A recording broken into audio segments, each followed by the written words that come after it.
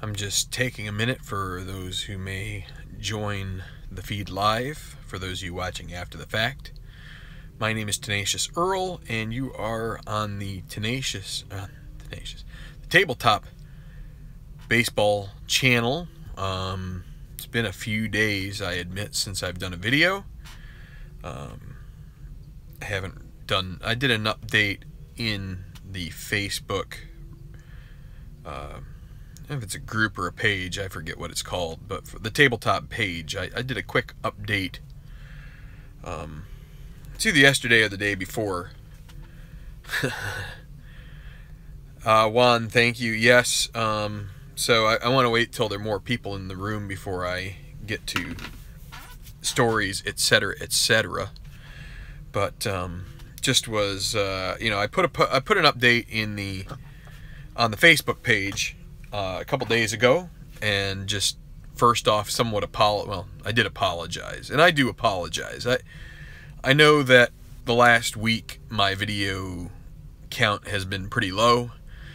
A couple factors to that, as the title of Hi Derek, Hi Ken, the title of this video indicates, as far as what my current line of interest is at the moment, and this is kind of like, yeah, well, and I'll explain here. I guess I'm at the point where maybe I should explain some, but even though I know I don't really have to, but I want to, because it, for one thing, it's cool, but on the other hand, it's I think it will validate two things. One, as I say in my video title, been playing a lot of History Maker Golf. The thing about History Maker Golf, to me, seems to be, tournament mode is pretty much where it's at, unless you're going to do some kind of, thanks Juan, appreciate that. But yeah, I mean, it seems like that's where you're kind of like leading towards, kind of like in Stratomatic, you feel yourself being tugged towards running a season, or APBA, I'm sure, as well. Other games, there's sort of an ultimate resting spot for what you're going to do. That's my feeling on these games. Most people don't. Most people, they might buy the game and think, oh, this is something I can play with my kids. I can play with my my friends might find this interesting, etc., etc. Or I'll just find things. I'll play with it, on my own and see how it works out. And then you start playing and you get hooked, and then you're like, okay, what am I going to do with it? And then you go to, like with baseball games, you go to League. Some people go to replaying a full season. There's lots of things that can happen. With the golf, it seems like where you would want to go is tournament mode, because in terms of History Maker Golf, which is a product of the Play company, P-L-A-A-Y, in the other two videos I've shown, which were just simple rounds, 9-hole and then an 18-hole round. The link for that is in there, I believe, and if it's not, it should be, if you're interested in buying this.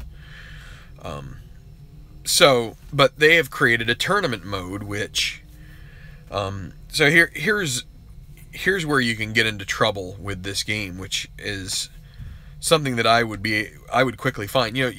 All of us, I think most of us are in the vein of wanting to be thorough. A lot of us are thorough kind of people who are into these kinds of games. We like detail. We like being able to track statistics. We like being able to track all sorts of things. And so with golf, to be able to do that, and to do it in a way that is thorough, you would, a golf tournament, a Pro Tour tournament usually has like 144, 150, I don't know how many. It's in that range, golfers. So you're talking, and if you play them in threesomes, you're talking, let's see, that's 120 is 40. If you get up to 150, that's 50 pairings. If it takes you an hour to do a round, it's going to be 50 hours just for a single round of the tournament. That's 4-round tournaments. Do the math. It's just you're talking, and if someone's up for a if someone's up for a replay of a season of, the Major League Baseball season, then maybe they would be up for that. I think, and that's where History Maker Golf has done this turning mode, which simplifies the first 3 rounds of the tournament to really turn it into something that will, number one, in a very short amount of time, eliminate a good portion of the field just based on a few elementary rolls. And one of these days I'm going to show you guys this, of course. This is just sort of a, like I say, what's up? I'm trying to, or it's more like, Wassup? If anybody's watched The Office, what's his name? Dwight and the other guy kind of do that, and then the boss comes in eventually, Steve Carell. I mean, it's just, anyway. This is just kind of like what's been happening. So I'm going to show you the way this worked out. The tournament that I ran over, I think it was probably Monday night and Tuesday night, or maybe it was Tuesday night, actually like Wednesday night, I had an open house, so I really didn't get to do anything. So it must have been Monday and Tuesday, but let's turn this up here real quick. And so this is using the 2000 stars, and this was also using Kapalua as the course, because I only had Kapalua and Augusta, and I'm still somewhat hesitant to use that. This is the final outcome that I had. So going into the final round, you had Jim Furyk and Sergio Garcia, the leaders, and then you had Stuart Sink, Graham McDowell, 1 and 2 shots back, respectively. Then you had Ernie, you had tied for 5th with that were 3 strokes back. It was Els, Woods, Padraig Harrington, and Mickelson. If you don't know who Els and Woods are, then go look at your golf record books and you'll find it. Heath Slocum was 9th, and then so on and so forth. And so what you do is once you fit these first 3 rounds, boil it kind of into this package, which you then set up in pairings, which I did. Ian Poulter, Robert Allenby were the first pairing. They were kind of like the 2 lowest guys. When I do it again, I want to try and flip these so that I have the worse, or the better golfer as sort of having the honors to start. But then you have Love and Slocum, Mickelson and Harrington, Woods and Els, and then you can see here you end up with some stormy, some sunny. I had to make some little marks here.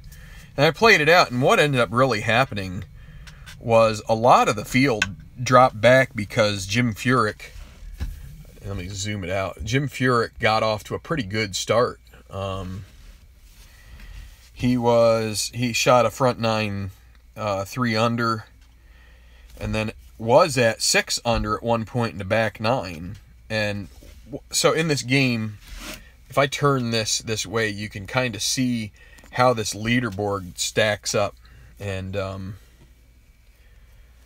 people who finish are supposed to be in the back. People who are still contending are in the front. That's why Mickelson's card is up here.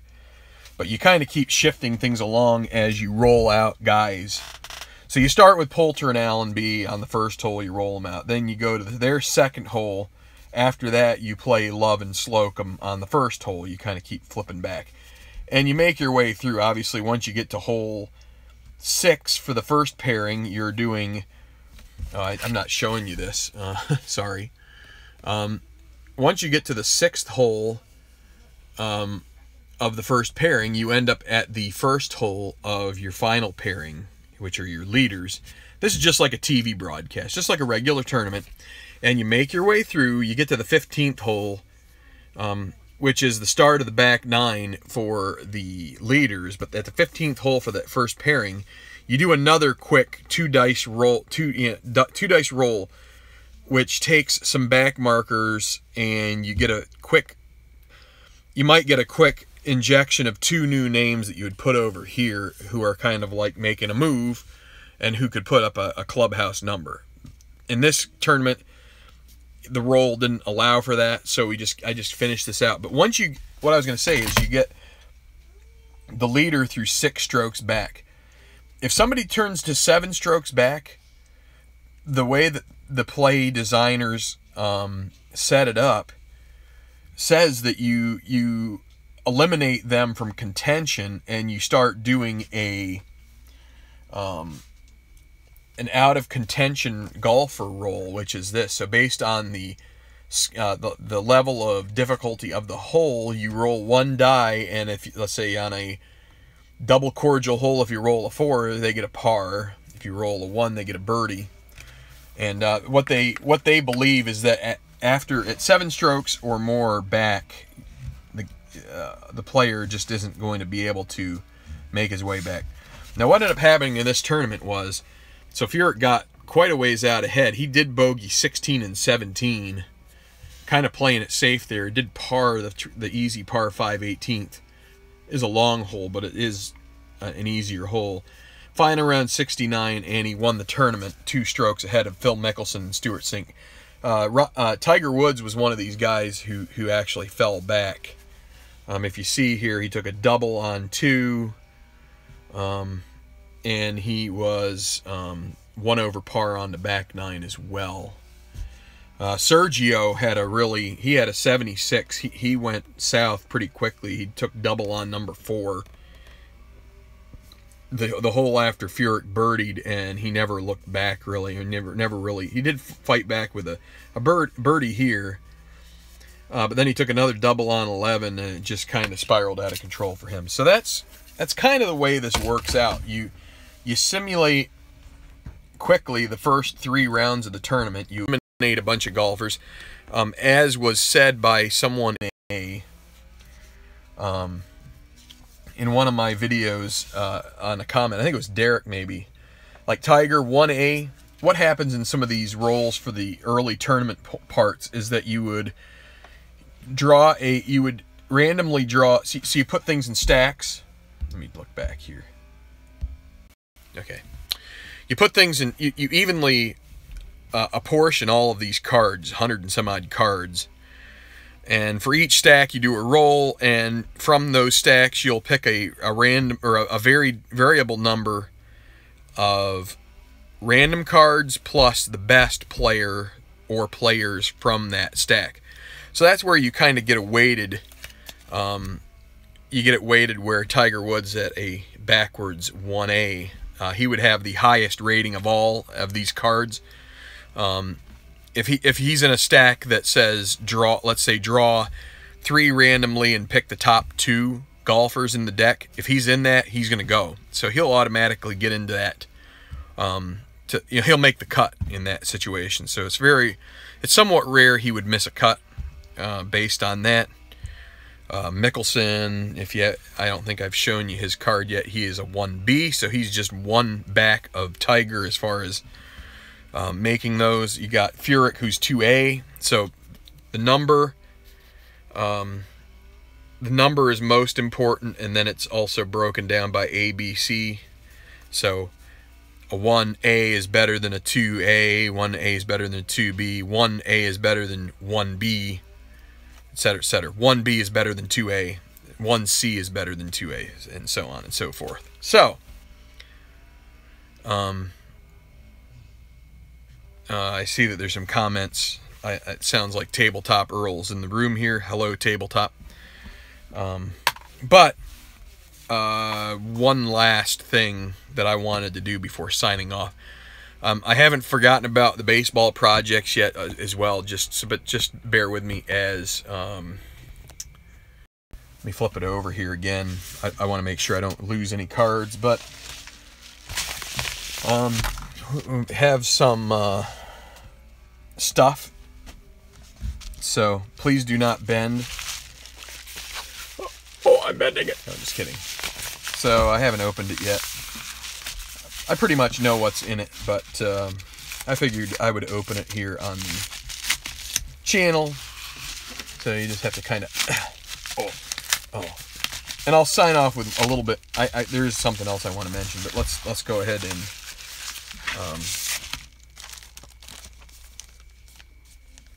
well, a nice letter from Keith over there. He has been excellent as far as helping me get through some of this stuff and figuring out which courses I wanted and where to look for them, because he hasn't licensed the names. Understandably, it would probably be quite expensive to put the names of these courses on them. So being able to find certain courses, you have to either sleuth through some message boards or forums, or I just asked him, and he was gracious to help. But so we've got Big Easy Golf Club, which I believe is the TPC of Louisiana. This is pack number 2. So it's got that. It's got Firestone, which is a course I love. I had this in Links LS course. So there's Pacific Golf Links. This is Pebble Beach. There's another course in Pebble that is Spyglass Hill. I thought maybe it was Cypress Point, but something Lookout Ridge might be what it's called. He calls it, but this is the replica of Pebble Beach, which I love. That's another one of my favorites. That's probably the reason I picked this particular set. Great Woods, which I think is TPC at Boston. So another tour course. Then you've got Lone Star Golf Course, which is TPC. I forget the name of it, but it's in Dallas. And you got Congressional, another great historical course, has hosted majors, currently hosts a tour, or maybe it doesn't host it anymore. I think they went back to TPC at Avenel, which, Keith, if you hear this, if you want to put one onto your to-do list, Avenel would be great. It's got a couple of neat short holes that, that's one thing that in the Kapalua it doesn't really have, or any direct greens.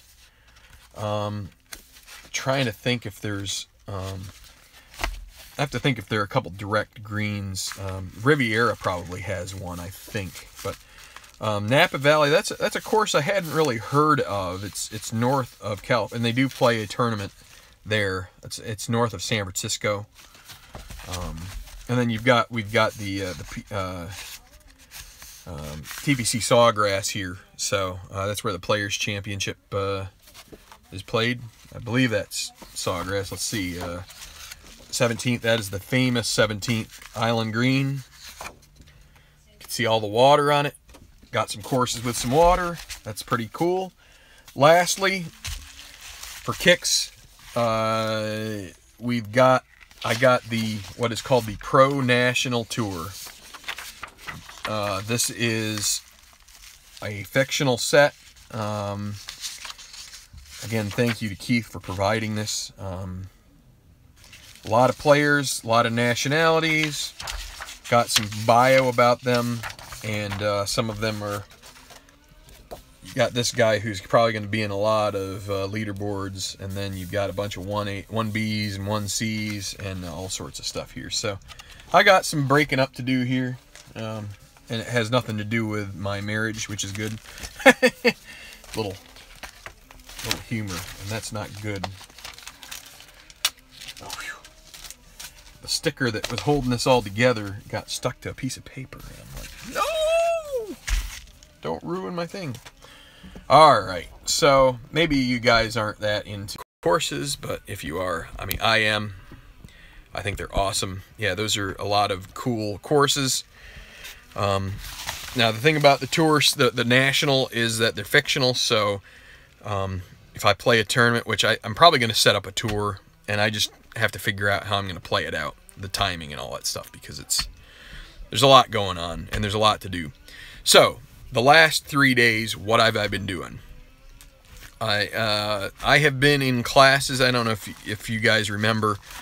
I took emergency medical course. Basically, I'm in on a first response team at work. And the last 3 days, I've been doing training on confined space rescue. So I got some nice new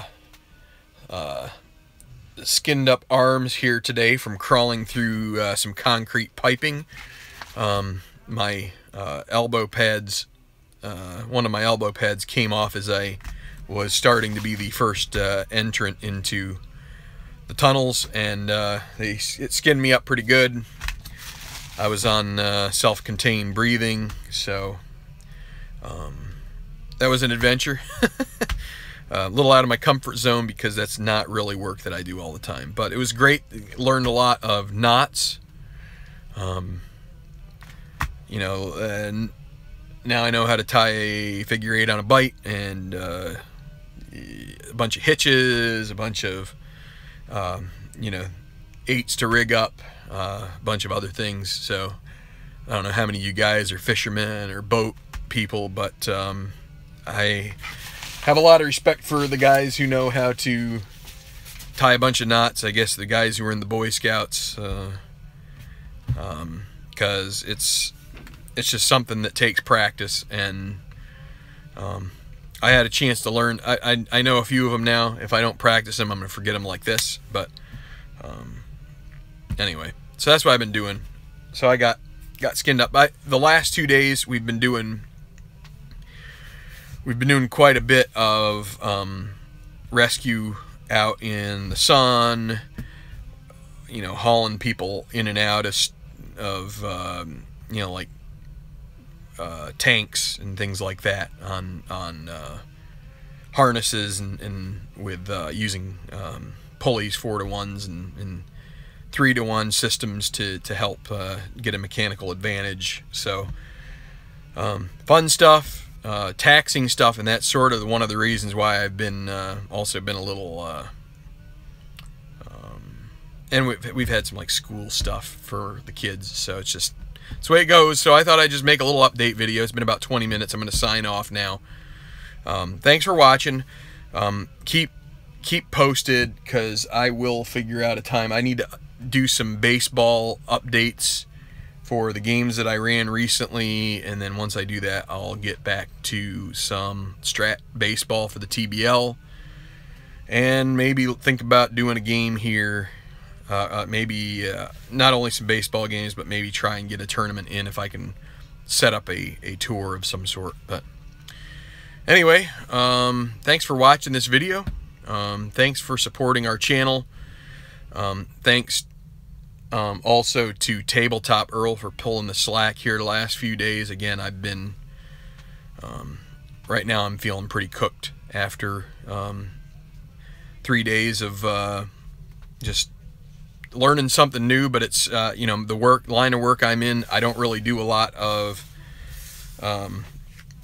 heavy lifting and work outside in the heat. So this was an experience that is going to leave me sleeping well tonight, and just personally don't really want to have to necessarily use it, but it's good to be a part of a team, and if we have to, we will do it. So all right, thanks for watching. Thanks to the 5 who have liked the video here in the live part.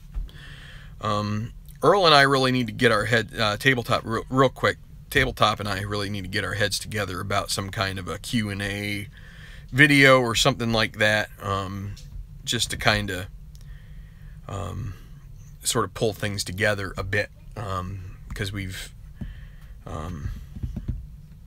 September's flying by, but if you haven't noticed. So Tabletop Earl, if you're still there, we'll have to get together, if not this weekend, maybe early next week, to figure something out. So all right, good night, guys. Thanks for watching, and just enjoy your tabletop games, and God bless.